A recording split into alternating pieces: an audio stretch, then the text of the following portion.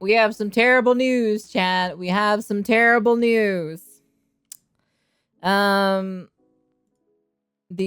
studio for Vision of Mana has been closed after the release date of Visions of Mana. So it's very interesting. I saw this popped up when I opened up my YouTube feed, and I'm just kind of like, whoa, what the fuck? Visions of Mana studio got closed down, but why or so? This is very kind of weird, specifically because I thought the game, I to be honest, I wasn't really expecting the studio to close whatsoever. I'd be very curious to hear what actually happened.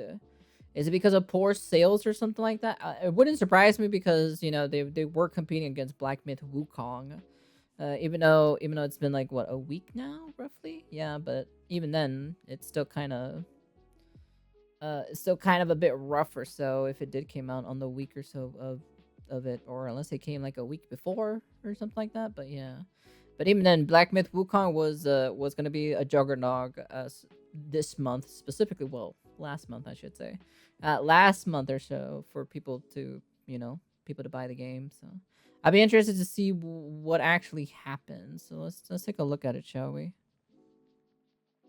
Has released. I didn't see the beginning of this, but All right, ladies and gentlemen. So I have a very interesting story coming to you today about Visions of Mana. Something very strange just happened with this game, and it's honestly not something that we've seen happen in a long time. By NetEase, interesting. I'm trying to think back to a similar situation of when this occurred, and I can't think of anything off the top of my head. Nothing recent anyway. Well, apparently just one day after Visions of Mana has released, and I remember Cult Classic Cage talking about this game, one day after Visions of Mana has hit the shelves, the developer, Uka Studios, has completely been gutted by the parent company NetEase Games and is being shut down. Please disperse! Nothing to see here!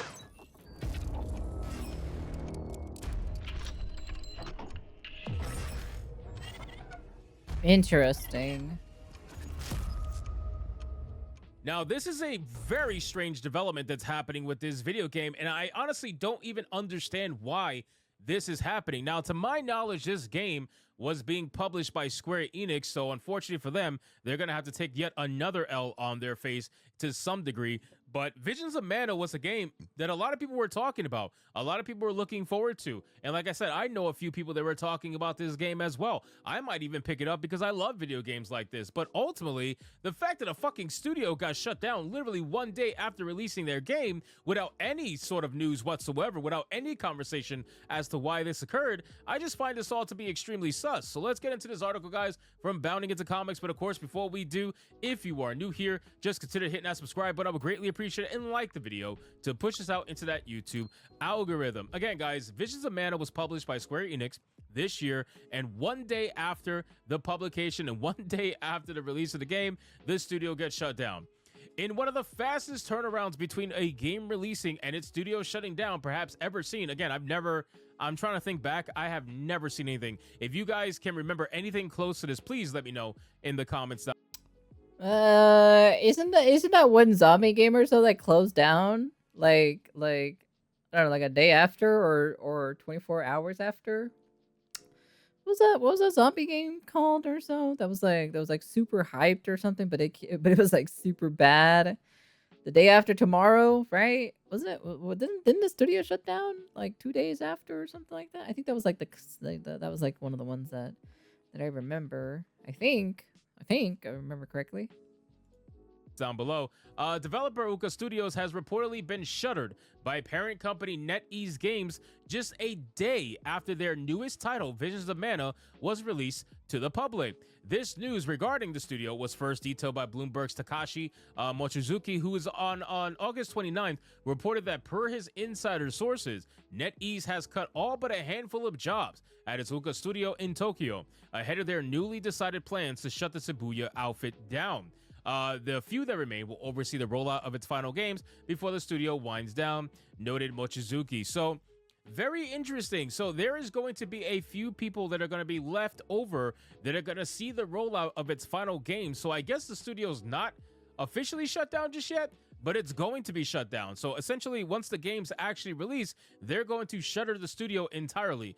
I don't know what the fuck is going on. This is the strangest story I've ever seen in my Why though? Like what seems to be the reason? Why?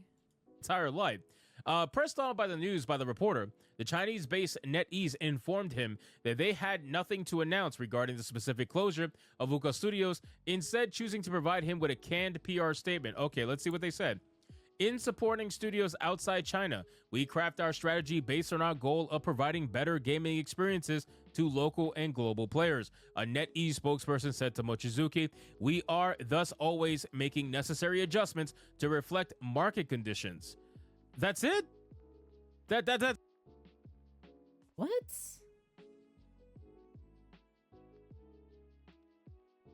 Doesn't even sound like a good enough reason or so.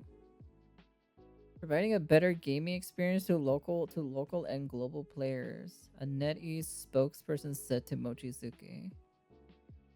We are thus always making necessary adjustments to reflect the market's condition.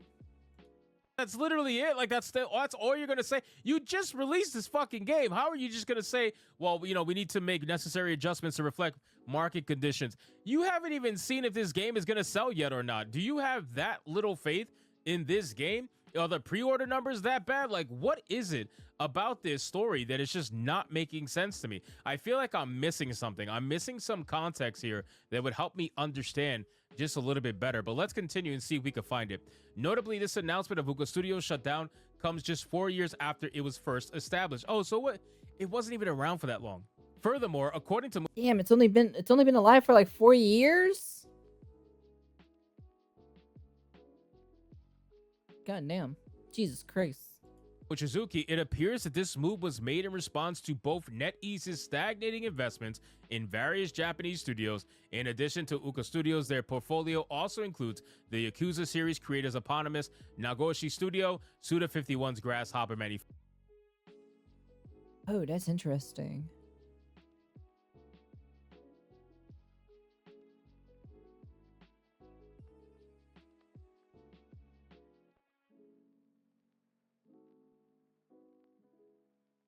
Manufacturer and former veteran Capcom producer Hiroyuki Kobayashi's GPT Tracks 50 studio, which, coupled with the recent success of Black Myth Wukong, has reportedly led the parent company to consider putting more effort into their own homegrown productions. You know, when I was talking about Black Myth Wukong, I was saying that Black Myth Wukong is going to cause a ripple through China. I really believe that. Black Myth Wukong is going to cause a ripple through a country that is otherwise known for gacha games, otherwise known for mobile games. Black Myth Wukong is going to showcase to them that if you make solid, extremely fun, and very interesting single player experiences, that there is massive amounts of money to be made.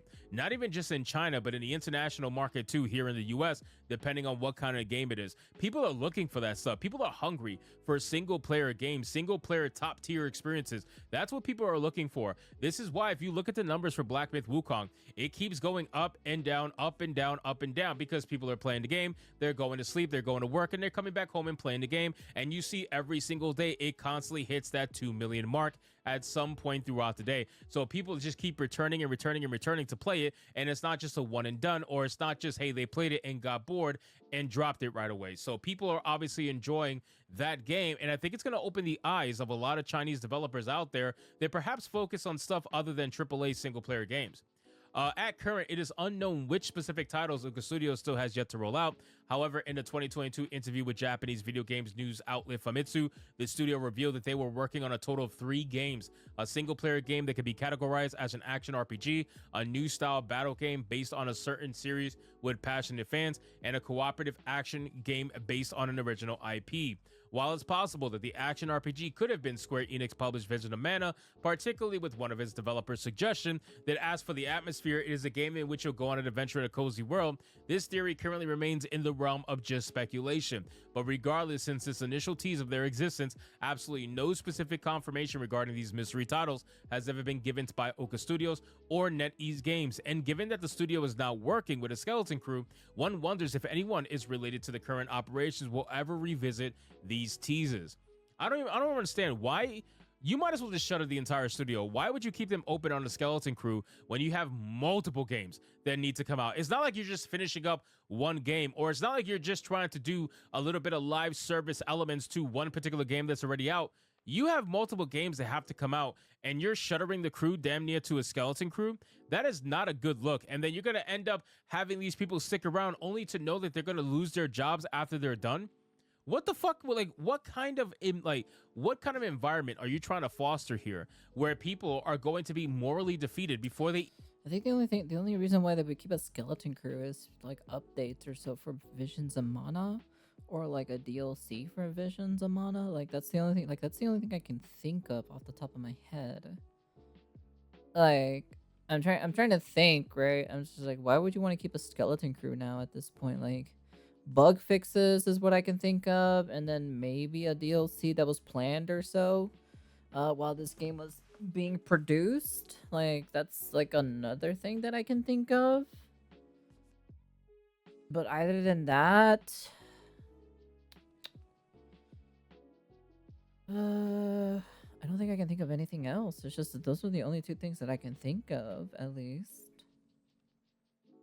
Even get to work, right?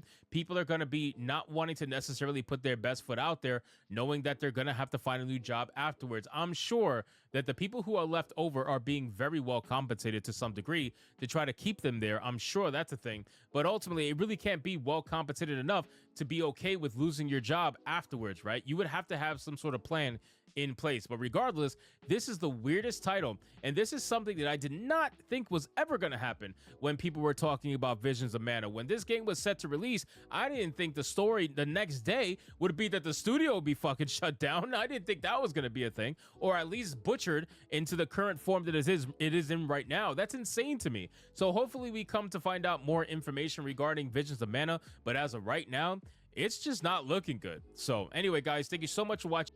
How many people played or so on Steam charts? Let's see. Let's see.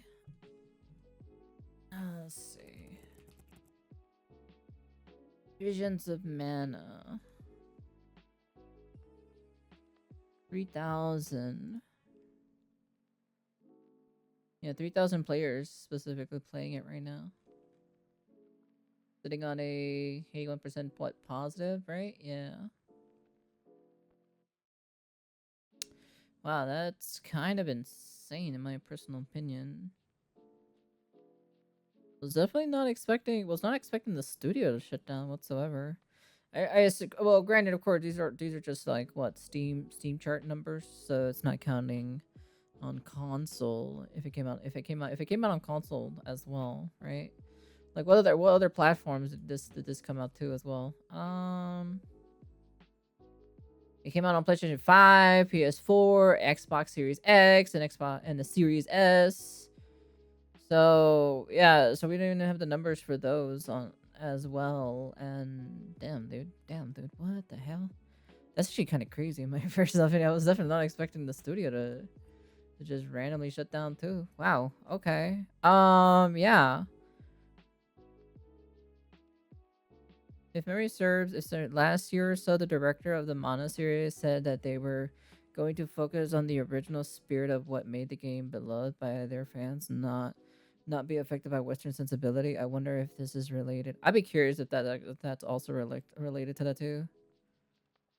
The director is still a Square Enix, as far as I know. This was a third-party studio owned by NetEase Chinese. Gotcha, thanks. Clarifications. The studio was laying off before the release of Mana.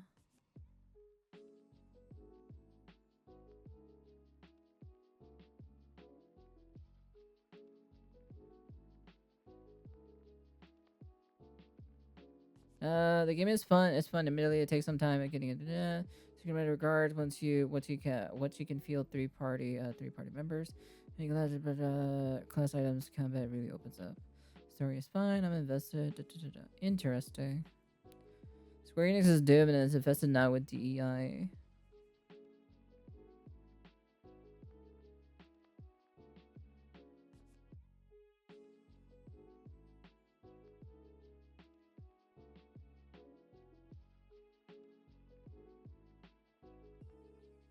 That's crazy.